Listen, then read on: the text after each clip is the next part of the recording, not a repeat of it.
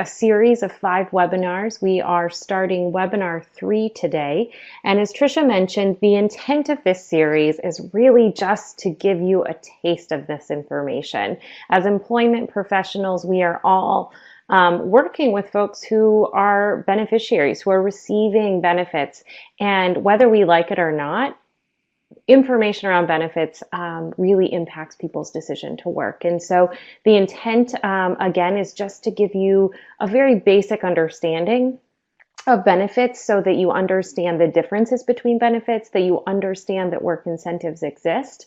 And as always, in every webinar, reiterating that you have local experts at your fingertips through UWIPS, which is part of vocational rehabilitation. And so I am thrilled that Margot Dana is here today, and she is joining us from UWIPS, and I believe has been participating in our webinar series. But today, I just want to introduce Margot. She's the training coordinator and a certified work incentives counselor with UWIPS, and she's going to be taking over our chat box today so that you guys can get quick feedback. And I'm just thrilled that Margot is here because, as I mentioned before, your local experts are the folks who are doing this day in and day out. So today's webinar, we are just focusing on SSI, folks. So as you remember, SSA, Social Security Administration, we think about it as a house, right? And Title II lives in one room and SSI lives in another room. And today we're closing the door to Title II. It might just sneak open a little bit in one of the examples, but primarily we are only talking about supplemental security income today. So we're going to talk about the basics. So the last time, it's now been 2 weeks since we even talked about supplemental security income. So we'll review a bit of the basics. We're going to only talk about the automatic work incentives today. Webinar 4, we will dive into specialized work incentives that are not automatic. So today, just automatic work incentives. We're going to walk through the SSI calculation. So that's where if you want to pull out a pencil and a paper to kind of follow along, that might help. And then again, specialized work incentives will be in webinar 4. So if you have questions about those, try and save those for webinar 4.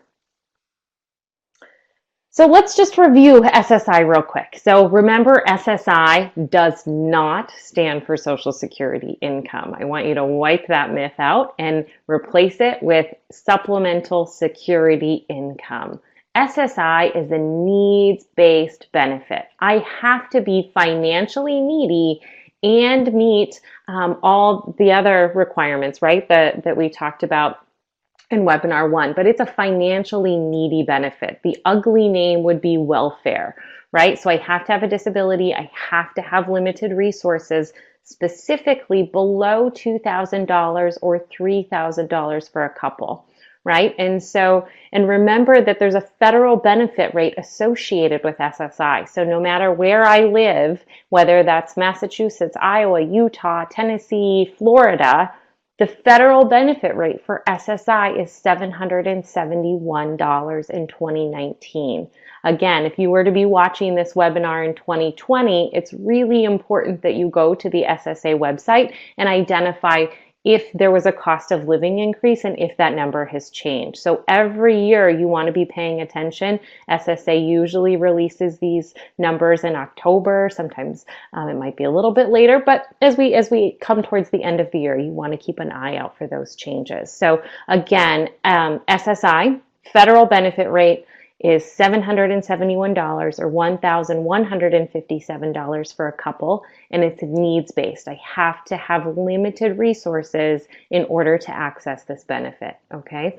And remember, it's from the general tax fund, right? We're all helping support SSI as opposed to your Title II benefit you specifically pay in through your FICA taxes, remember? So Title II, that check varies based on how much I've paid into the system or a loved one, such as a parent or a spouse, right? So again, SSI needs-based and all based on my financially needy, right? So other eligibility criteria that's important to know. Remember that disability definition that SSA sets, and that's a commonality between both of those benefits. So I still have to meet the definition of disability.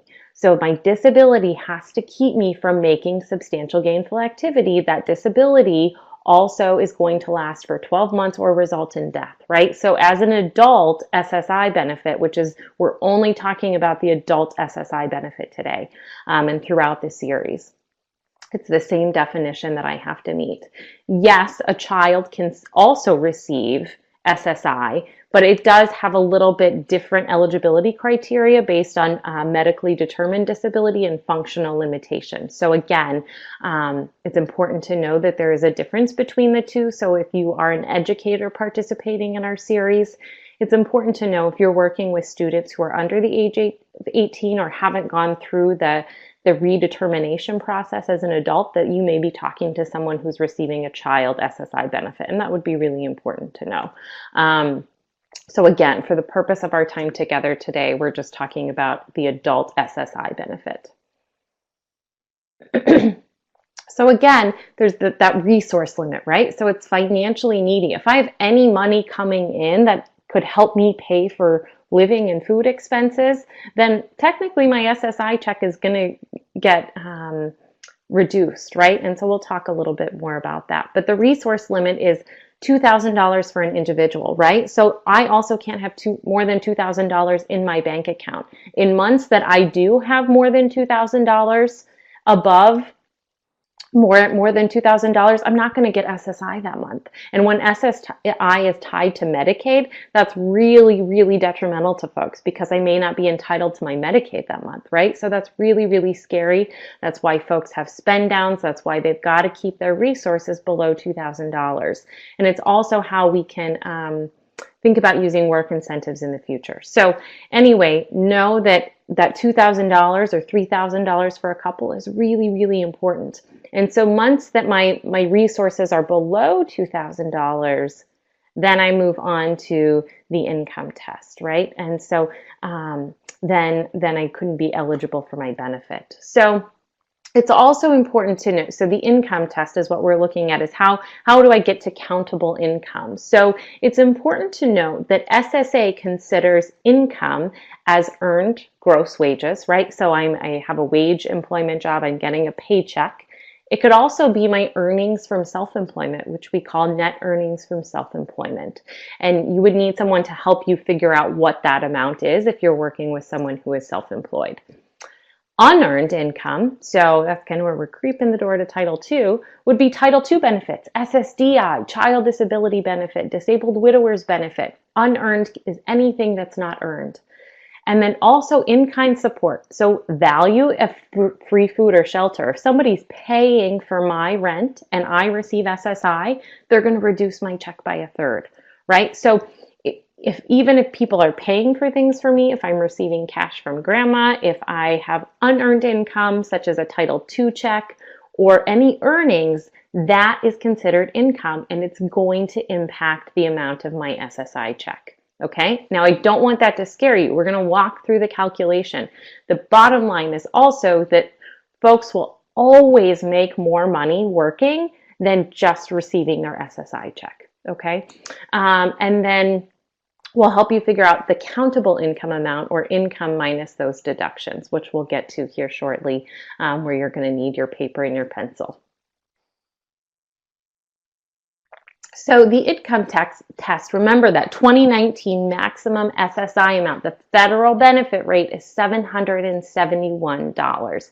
If someone's paying for my food or my shelter, it's going to be reduced by 1/3, which would be $514. And again, couple is $1,157.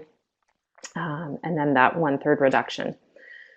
Again, countable income above the federal benefit rate, no SSI, which could also mean no Medicaid, right? So that's really, really scary for folks. Countable income below federal benefit rate, yes, I get my SSI. So again, that's really, really important for folks. And we want to, that resource limit is oftentimes the more important piece, is staying below that $2,000. So we're going to move on to the automatic work incentive. So within SSI, again, it's a needs-based benefit. It's $771 for an individual no matter where I live. When I'm going to work, when I'm going to receive income, there are, or remember, it could also be a Title II check. It could be any money that's coming in. There's general automatic work incentives that are going to take place. And so there's three of them. The first one is a general income exclusion. So this is applied to any money that I'm receiving that's unearned. So for example, that $20 would be lobbed off of my Title II amount. Not my check. I'm still going to receive that amount, but SSI essentially closes their eyes to $20 of that check as a work incentive, we're just not going to count that $20, okay? So it's a benefit to the individual. The second one is an earned income exclusion. That one is $65. That is applied to earned income, so a paycheck that would be coming in. So my gross wages, I would reduce that by $65. Again, I'm still receiving the full paycheck. SSA is closing their eyes to $65 of that, okay? So again, it's intended to be a benefit. And then specifically on my earned income, so paycheck, money that I'm making through wage employment, I would divide that by 2. It's a 1/2 disregard. Then I get to divide that amount by 2 and get to my earned income. So again, the earned income exclusion and the 1/2 disregard are only applied to wages. So net earnings from self-employment or a paycheck, right? Money that I am earning. The general income exclusion can also get applied to that if it's not used for unearned income first. All right, so I know SSI can be a little confusing, but once you get it, I do think it's easier than the Title II rules. So just bear with me and let's walk through and apply this to an example. And then we'll maybe pause for some questions, and hopefully Margot's helping us field those. All right, so example 1. Let's look at Joe. Joe worked for 15 years before his impact of disability kept him from making SGA. See, so he meets that definition, right? He applied for his Title II SSDI benefit and received $420 per month. So Joe's receiving a Title II check, so we're creeping the door open to Title II. So it is possible that folks can receive both benefits, right? And we absolutely want to connect those folks with our professionals at UWIPS because that can be really confusing when we're applying both rules. But so he applied for his Title II benefit and he received $420 a month. He also is entitled for SSI. So how much is his SSI check going to be if he receives $420 of an SSDI check? So let's take a look.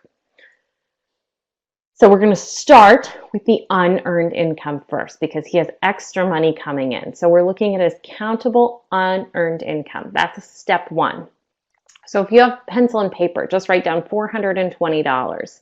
Then we're going to subtract that by $20. Why? Because that's that automatic work incentive called the general income exclusion. So $420 minus $20 is $400 of countable unearned income. All right, so then we're going to save that and we're going to loop back to it here in a minute. Step 2 is calculating how much countable earned income I would have. So that would be if I'm receiving a paycheck, have net earnings from self-employment, which also looks a little bit different. So just think about paycheck right now, okay? So countable earned income. Joe isn't working right now. He's just receiving Title II, and we just want to see what his SSI check amount is, okay? So we're step 2, we don't have anything to fill out because he's not working, okay? So we're not going to use the general income, or the earned income exclusion, okay? All right, so step 3 is figuring out the total countable income. So we have $400 of countable unearned income. Remember, all the way back here from step 1, $400 of countable earned income. So we take that $400 from step 1, we would add it to anything from step 2. There's nothing in step 2 because Joe isn't working. So $400 is his total countable income. Now we're going to move on to step 4, which is figuring out that adjusted SSI check amount.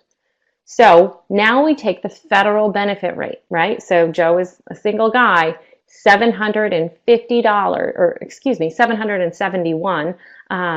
Every time, I tell you folks, I go through these 1,000 times and I still miss it. So $771 minus $400 is $371, okay? I'm going to add that to my Title II check because he's going to get his full Title II check, which is $420. So if we take 420 plus 371, which is his adjusted SSI check amount, we have $791 of total income. So let's look at it all together, right, in kind of a more reduced format. So he has 400, remember he starts off with that Title II or that SSDI check, so he has $420. So he gets to apply the general income exclusion, so we subtract that by $20. He has $400 of total countable income, okay, so $400 total countable income. That's what SSA is saying. This is what we're going to pay attention to, right? Joe still gets $420 in his pocket from his DI check.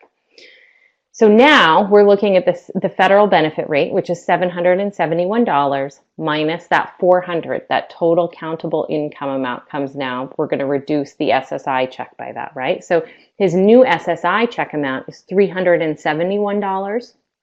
So if we want to figure out how much Joe's just bringing in total, is set 371 of his updated SSI check, $420 of a Title II check. So he has $791 that he's living off of to pay for his general expenses, if that makes sense. Okay, so it would still definitely benefit Joe to work because it's difficult for any of us to live off of $791 a month.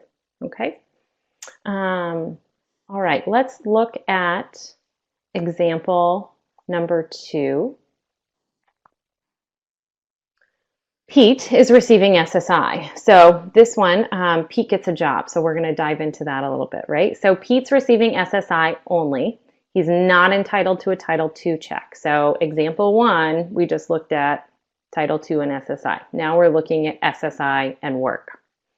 So Pete's receiving SSI. He's not entitled to a Title II benefit. Pete just got a job making a gross amount of $1,000 a month. Go Joe, it's great. So, or Pete, sorry. What will Pete's adjusted SSI check be and how much will he have monthly coming in? All right, so let's take a look using the various steps that we just talked about. So if you remember step 1, we use step 1 to look at his countable unearned income. So Pete doesn't have any unearned income coming in. He doesn't have a Title II check coming in. So we're not going to worry about that, right? We get to skip over step 1 and move on to step 2.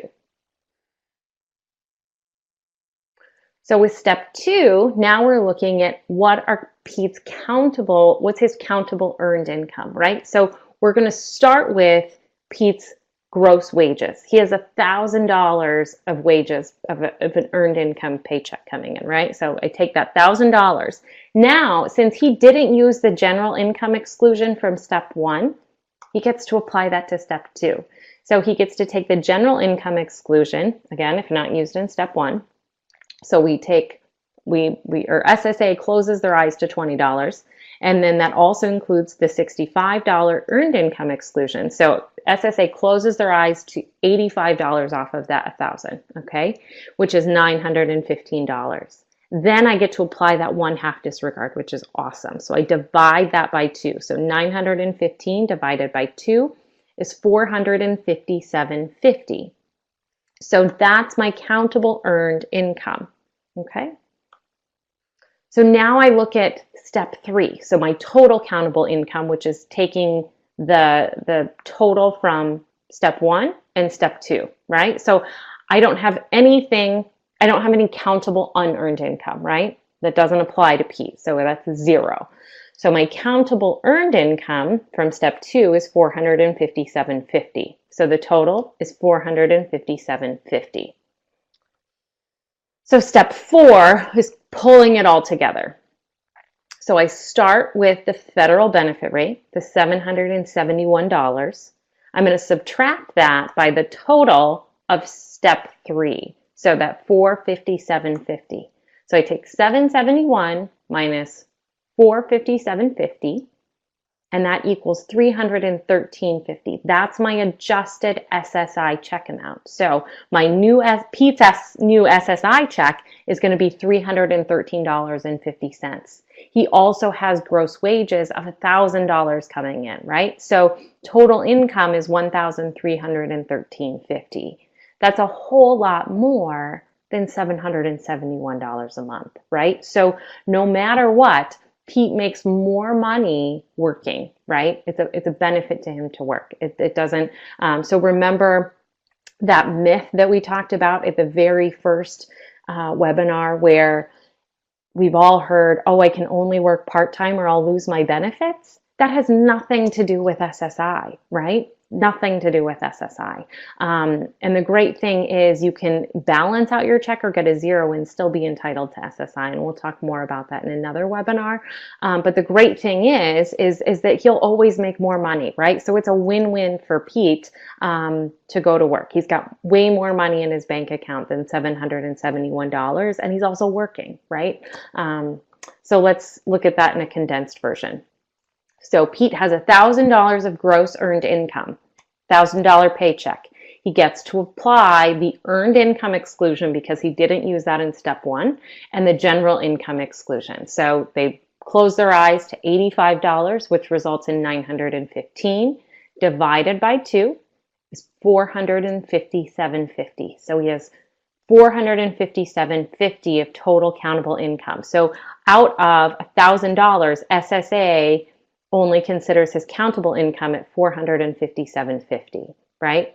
So that's a benefit. That's a huge benefit to Pete. So now we take $771, that federal benefit rate, minus $457.50, which results in $313.50 for his new SSI check. So I have $313.50 of my new SSI check and $1,000 of gross income, which is $1,313.50. So you may have also heard the kind of saying of for every $2 somebody makes, SSA takes $1.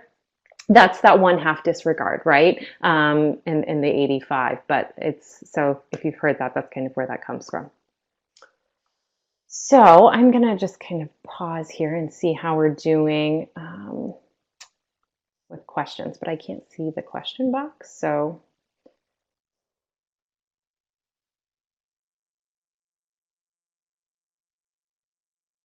okay, great. So would the slides have an issue again?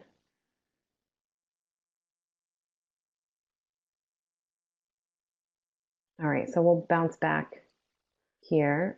It looks like we had an issue around slide 14.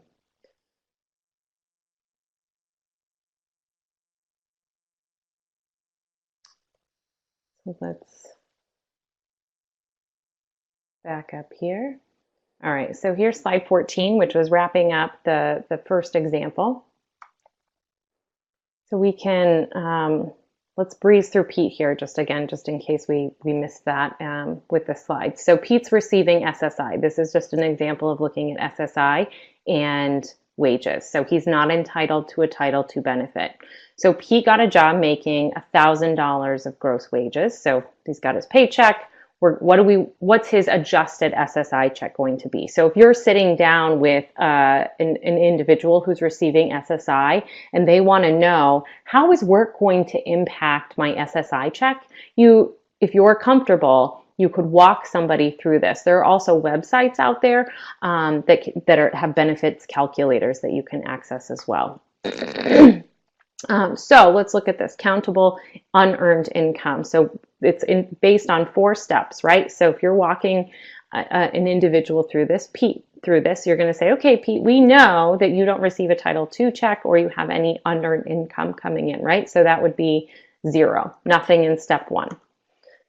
So step 2, we're looking at earned income, right? So now we're looking at that $1,000 paycheck. So you take $1,000 minus $20, the general income exclusion, because he didn't apply it in step 1, minus also the earned income exclusion, so $65. So we're lobbing off a total of $85.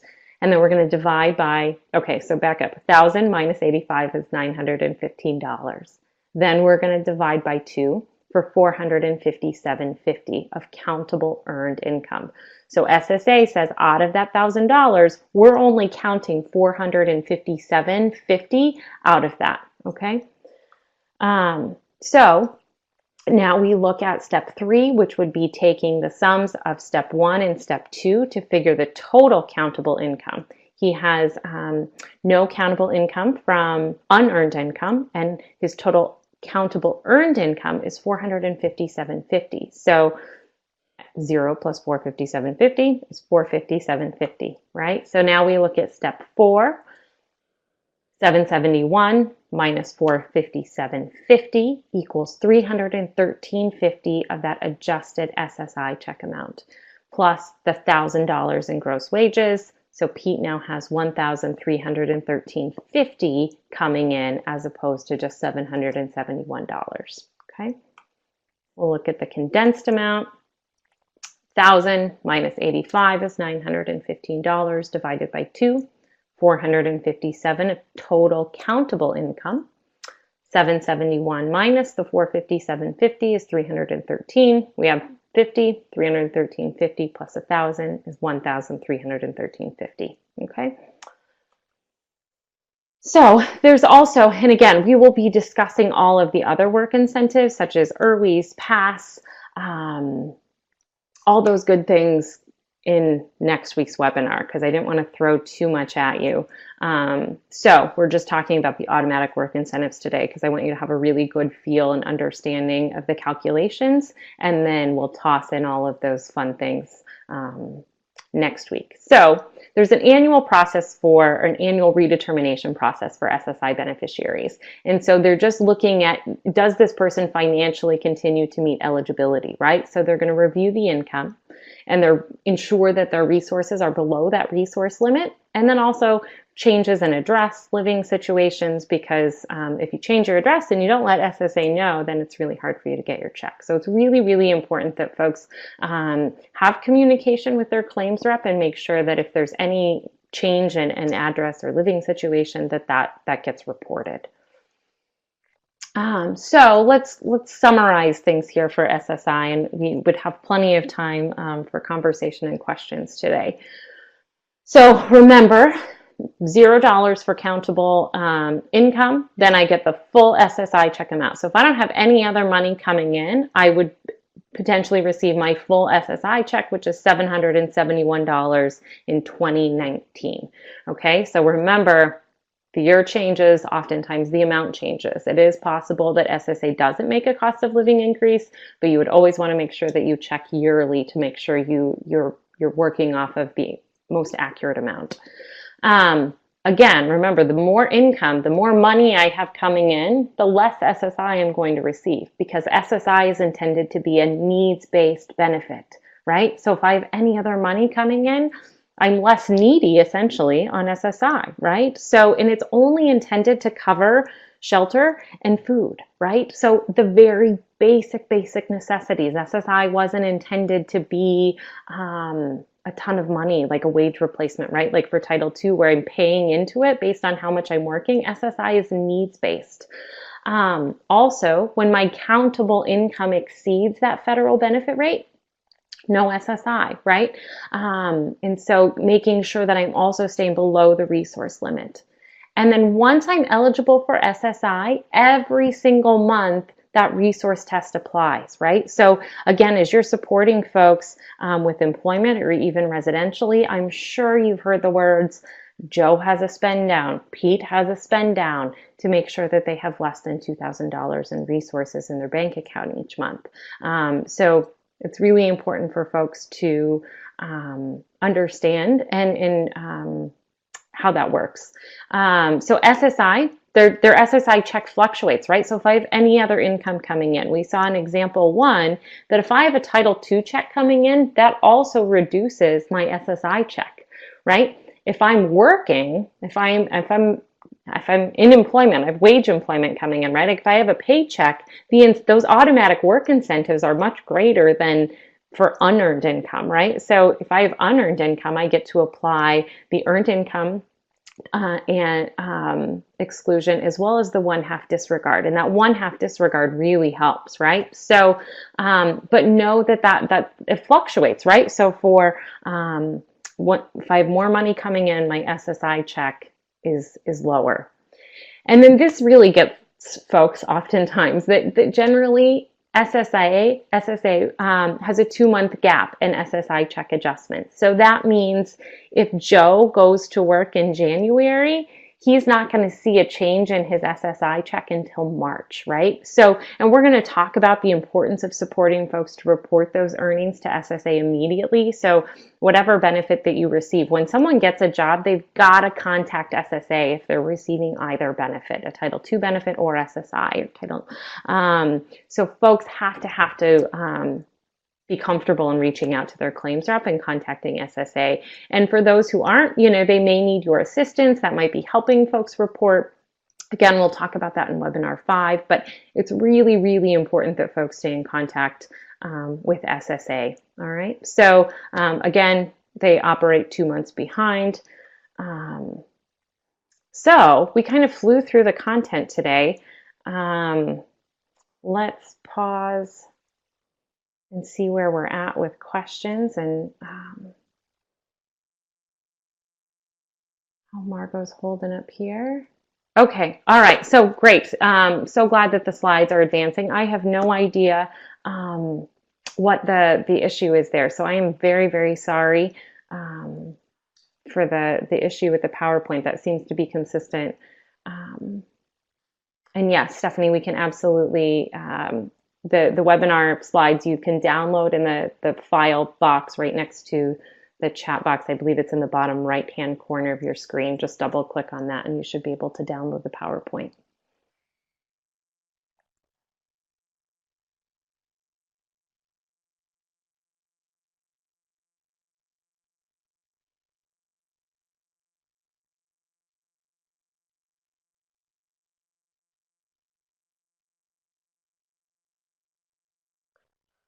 Sure. So Margot, do you want to, I'm wondering if you can access your microphone if you'd like. Because if you want to take the questions, I'm happy to do that.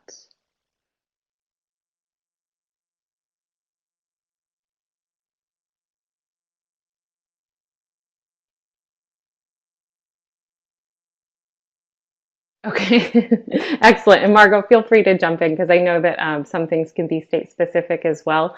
So as folks, we'll talk more about the reporting, but you want to help folks report those paychecks monthly. Sometimes they'll average those out. So initially, you want to just make sure that you're contacting those claims reps and then sending them in regularly. And there is even an app for that nowadays. And so again, we'll talk about that in webinar 5, but folks can even report through the app.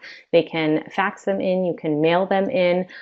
Sometimes, again, claims reps have specific ways that they like to do that. Some like them monthly. I've also heard other states don't like them monthly and want to just collect them all at the end. So excellent.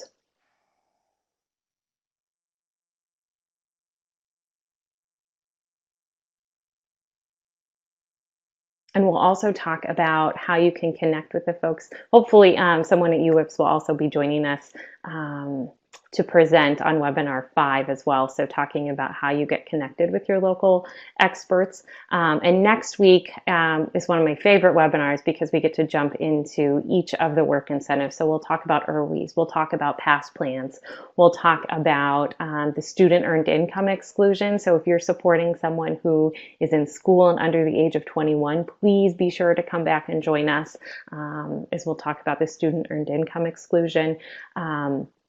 And Margot, excellent. So we recommend people report the total gross wages the first few days of every month. Yes, by the 5th. The smartphone app is probably the easiest way to do it, though people can report online now as well. Excellent. Yeah, the app is super friendly. So if you can support folks who, lots of folks have a smartphone these days and you literally just download it. It's very user friendly.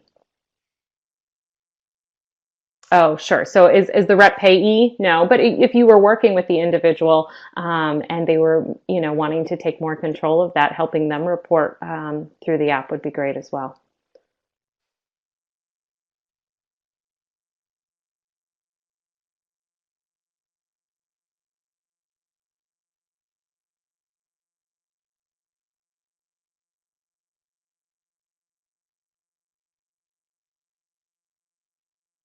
The name of the app, I think it's just SSA and reporting. I'm going to pull up my phone right now. I used to have it downloaded. SSI mobile wage reporting. Yeah, so it's pretty, yep. If you just type in SSI into your little app search, it'll come up with SSI mobile wage reporting. So very easy, pops up, download it. It looks very official. It's blue, it has a little swish. I can screenshot it and make sure it's in our future webinar so folks know what it looks like.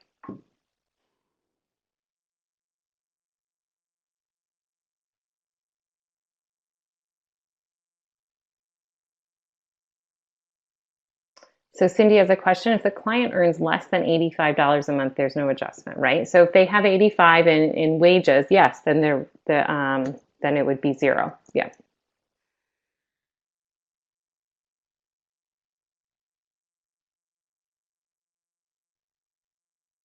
However, I still, encourage folks to report because I've worked with folks that were, kind of right around there, but, one month they made a little bit more, the next month they made a little less, and then they started working a little bit more. So I always want to encourage folks to work to their full potential.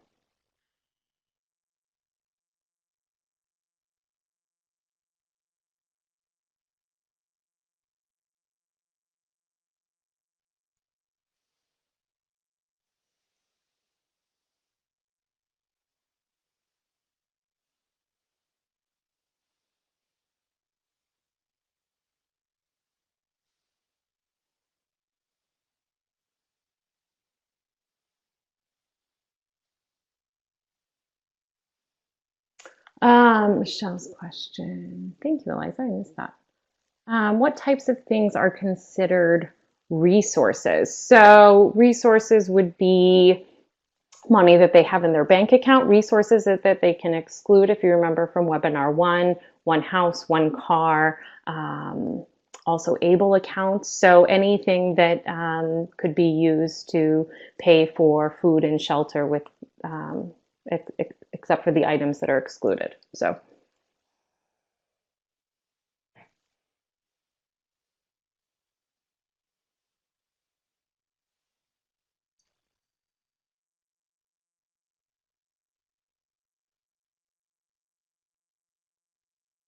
excellent. I don't see anyone else typing. So I want to thank Margot for her help on the chat box today. And again, encourage you all to join us next week, same time, same place. We'll be on webinar 4, and then where we'll be talking more about work incentives, specifically to SSI.